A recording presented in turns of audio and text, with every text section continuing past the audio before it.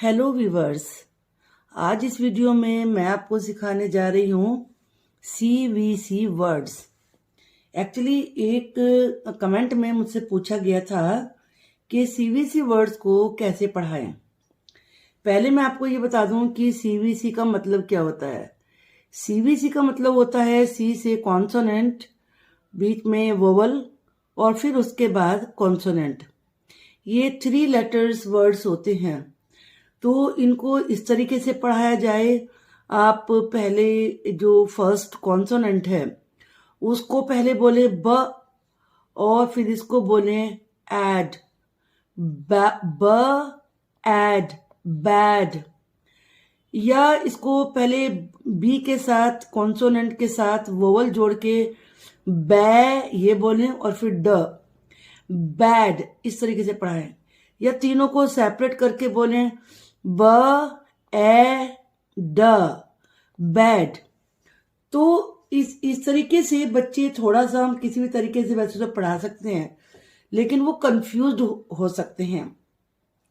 तो हमें हमेशा इसको पढ़ाने के लिए सबसे पहले जो वोवल के बाद वाला कॉन्सोनेंट होता है, इसको पढ़ाने की हमें पहले प्रैक्टिस करनी चाहिए।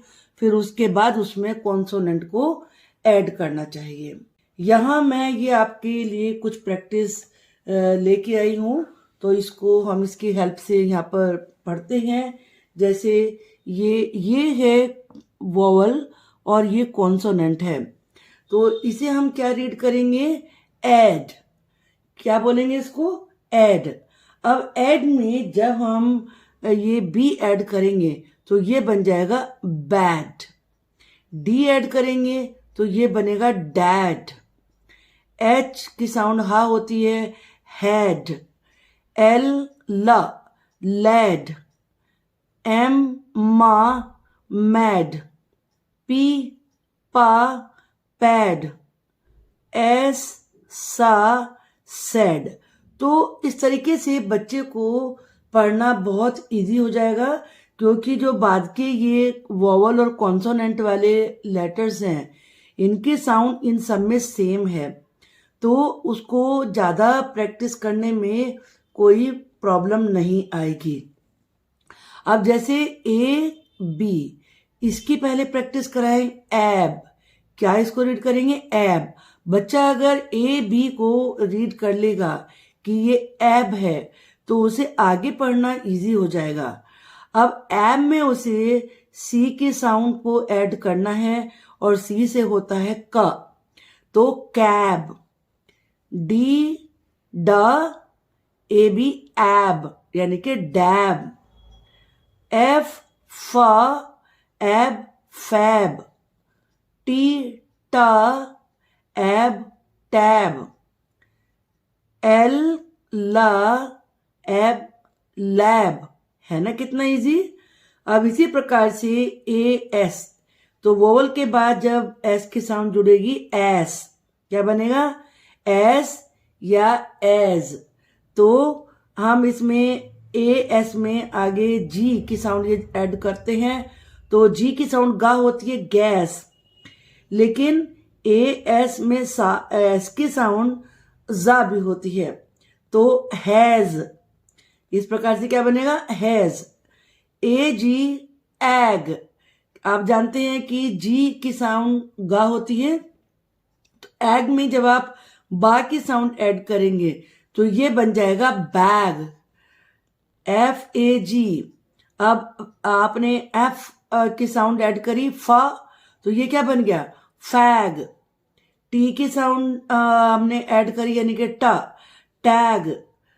आर की साउंड को ऐड किया, rag.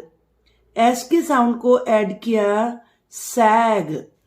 Z A ji, zag. तरह की प्रैक्टिस करवाएं कि जो भी वोवल के बाद कॉन्सोनेंट है उसको पहले प्रैक्टिस करा लें। एम, ए एम, एम, तो डा लगेगा, इसमें डी की साउंड डा होती है, डैम। अब इसमें एच की साउंड ऐड हुई, तो एच की साउंड ह होती है, हैम। जे की साउंड जा होती है, जैम।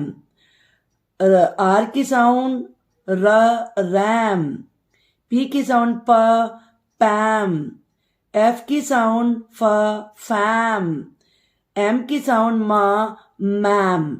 अब ये एट वर्ड्स हैं, ए टी एट, तो इसमें बी की साउंड को ऐड किया बैट, सी की साउंड क कैट, आर की साउंड को ऐड किया र रैट, एफ की साउंड फैट, एच की साउंड ह होती है हैट, आर की साउंड रा होती है रैट, एम की साउंड मा होती है मैट। आप भी खुद समझ रहे होंगे ये कितना इजी हो जाता है इस प्रकार से पढ़ना। ए एन, एन, अगर आप इसको एन को बच्चे को अच्छी तरह से वो याद कर लेता है तो एन, तो ये क्या बन जाएगा सी ए एन। अब सी की साउंड क्या होती है कैन, एफ की साउंड फ फैन, एम की साउंड म मैन, पी की साउंड प पैन, आर की साउंड र रैन, वी की साउंड व वैन वैन, ए की साउंड ओ भी होती है जो कि इस प्रकार से लिखी जाती है, इसे बोलते हैं ओ। ऑल में आगे हम बी लगाते हैं तो ये क्या बन गया बॉल। अब इसी प्रकार से टी लगाते हैं तो क्या बन गया टॉल, एच लगाते हैं तो क्या बन गया हॉल, डब्ल्यू लगाते हैं, डब्ल्यू की साउंड व होती है तो क्या बन गया वॉल। तो ये हमें पहले जो वोवल को फॉलो करने वाले इसके बाद आने वाले कॉन्सोनेंट्स हैं उनको एक बच्चों को प्रैक्टिस करा दें। इसी प्रकार से ए एन डी एंड होता है तो इनसे आप वर्ड बना सकते हैं बच्चे, एंड उनको केवल याद करना पड़ेगा। अब आपको बैंड लिखना है तो बी ऐड कर दीजिए, बैंड हो गया। हैंड तो एच की हा की साउंड एच होती है हैंड। इसी प्रकार से लैंड तो एल बच्चा ऐड करेगा एंड से पहले तो लैंड। अब एस अगर ऐड करेगा सैंड, है ना कितना इजी।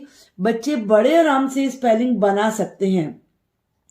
इसी प्रकार से होता है ए एन के एंक, एंक इसको बच्चा पढ़ना सीख ले एंक तो वो पढ़ सकता है, ये बन गया बैंक।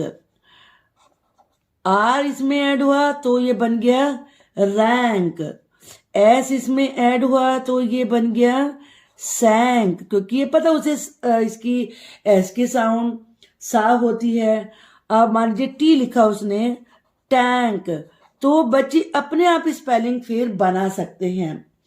इसी प्रकार से ए एम पी एम्प। अब एम्प में उसने आगे कैंप लिखना है तो का की साउंड सी लिखी तो ये बन जाएगा कैंप। अब डैम्प लिखना है तो डा की साउंड डी होती है तो, और एम्प तो इसमें साउंड आ रही है डैम्प। अब लैम्प तो ला की साउंड एल होती है, L A M P lamp. इसी प्रकार से रैम्प तो आर लिखा जाएगा तो ये बन जाएगा रैम्प। आई होप कि अगर बच्चे इस तरह की वीडियो को देखेंगे और समझेंगे तो प्रोनाउंसिएशन और स्पेलिंग बनाने में कोई प्रॉब्लम उन्हें नहीं आएगी।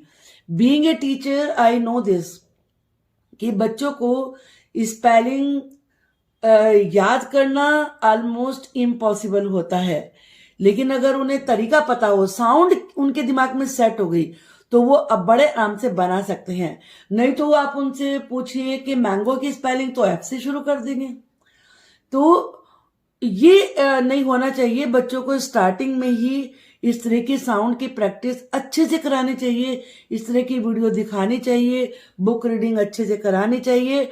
बच्चों के ऊपर स्पेलिंग का प्रेशर नहीं रहता और वो बड़े आराम से लिख सकते हैं। नेक्स्ट वीडियो में जल्दी ही मिलेंगे। Thank you, bye bye.